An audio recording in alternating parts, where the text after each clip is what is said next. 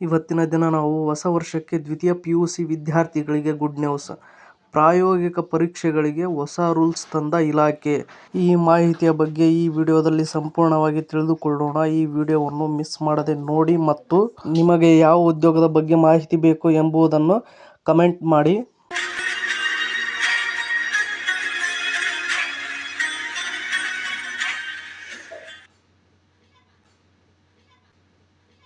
ಕರ್ನಾಟಕ ಶಾಲಾ ಪರೀಕ್ಷೆ ಮತ್ತು ಮೌಲ್ಯಮಾಪನ ಮಂಡಳಿ 2026ರ ದ್ವಿತೀಯ PUC ಪ್ರಾಕ್ಟಿಕಲ್ ಪರೀಕ್ಷೆಗಳ ವೇಳಾಪಟ್ಟಿಯನ್ನು ಪ್ರಕಟಿಸಿದೆ.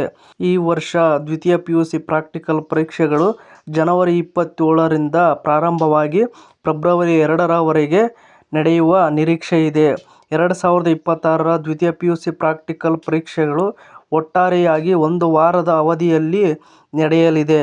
ಈ ಬಗ್ಗೆ KSEAB ಅಧಿಕೃತ ಸುತ್ತೋಲೆ ಹೊರಡಿಸಿದೆ ಮತ್ತು ವಿದ್ಯಾರ್ಥಿಗಳು 2026ರ ಕರ್ನಾಟಕ ದ್ವಿತೀಯ PUC ಪ್ರಾಕ್ಟಿಕಲ್ ಪರೀಕ್ಷೆಯ ವೇಳಾಪಟ್ಟಿಯನ್ನು ಮಂಡಳಿಯ ಅಧಿಕೃತ ವೆಬ್ಸೈಟ್ ಆಗಿರುವ ಈ ಲಿಂಕ್ಗೆ ನಿಂದ ಡೌನ್ಲೋಡ್ ಮಾಡಿಕೊಳ್ಳಬಹುದು.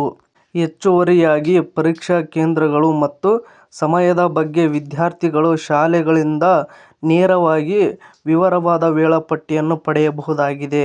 ಮತ್ತು ನೆಕ್ಸ್ಟ್ ನಾವು ನೋಡುವುದಾದರೆ ಕರ್ನಾಟಕ ಸೆಕೆಂಡ್ PUC ಮುಖ್ಯ ಪರೀಕ್ಷೆಗಳ ವೇಳಾಪಟ್ಟಿಯ ಬಗ್ಗೆ ನೋಡುವುದಾದರೆ ಪ್ರಾಕ್ಟಿಕಲ್ ಪರೀಕ್ಷೆಗಳು ಪೂರ್ಣಗೊಂಡ ನಂತರ ಕರ್ನಾಟಕ ದ್ವಿತೀಯ PUC ಮುಖ್ಯ ಪರೀಕ್ಷೆಗಳು 2026 ಫೆಬ್ರವರಿ 28ರಿಂದ ಮಾರ್ಚ್ 17ರವರೆಗೆ ನಡೆಯಲಿವೆ.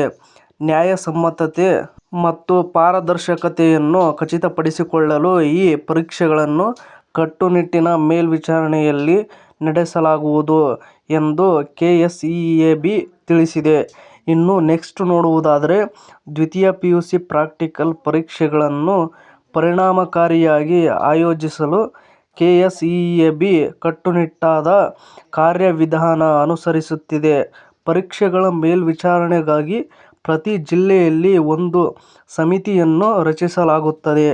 ಸಮಿತಿಯು ಆಯಾ ವಿಜ್ಞಾನ ವಿಷಯದ ಒಬ್ಬ ಪ್ರಾಂಶುಪಾಲರನ್ನು ಸಂಯೋಜಕರಾಗಿ ಒಳಗೊಂಡಿರುತ್ತದೆ. ಪ್ರತಿ ಪ್ರಾಯೋಗಿಕ ವಿಷಯಕ್ಕೆ ಗರಿಷ್ಠ 2 ಹಿರಿಯ ವಿಜ್ಞಾನ ಉಪನ್ಯಾಸಕರನ್ನು ಸದಸ್ಯರನ್ನಾಗಿ ನೇಮಿಸಲಾಗುತ್ತದೆ ಎಂದು KSEAB ಮಾಹಿತಿ ನೀಡಿದೆ. ಇನ್ನು ನೆಕ್ಸ್ಟ್ ನಾವು ನೋಡುವುದಾದರೆ ಜಿಲ್ಲೆಯ ಎಲ್ಲ ಪರೀಕ್ಷಾ ಕೇಂದ್ರಗಳಿಗೆ ವೇಳಾಪಟ್ಟಿಯನ್ನು ಸಿದ್ಧಪಡಿಸುವ ಜವಾಬ್ದಾರಿ ಜಿಲ್ಲಾ ಸಮಿತಿಯದ್ದಾಗಿದೆ. ನಿಷ್ಪಕ್ಷಪಾತ ಧೋರಣೆ ಕಾಪಾಡಿಕೊಳ್ಳಲು ಆಂತರಿಕ ಮತ್ತು ಬಾಹ್ಯ ಪರೀಕ್ಷಕರನ್ನು ಪಾರದರ್ಶಕವಾಗಿ ನೇಮಿಸಲಾಗುವುದು ಎಂದು ಸಂಸ್ಥೆ ತಿಳಿಸಿದೆ. ಇನ್ನು ನಾವು ನೆಕ್ಸ್ಟ್ ನೋಡುವುದಾದರೆ ಪ್ರಾಕ್ಟಿಕಲ್ ಪರೀಕ್ಷೆಗಳ ಸಮಯದಲ್ಲಿ ಯಾವುದೇ ರೀತಿಯ ಅಕ್ರಮ ತಡೆಗಟ್ಟಲು ಕಟ್ಟುನಿಟ್ಟಿನ ಕ್ರಮಗಳನ್ನು ಕೈಗೊಳ್ಳಲಾಗುವುದು.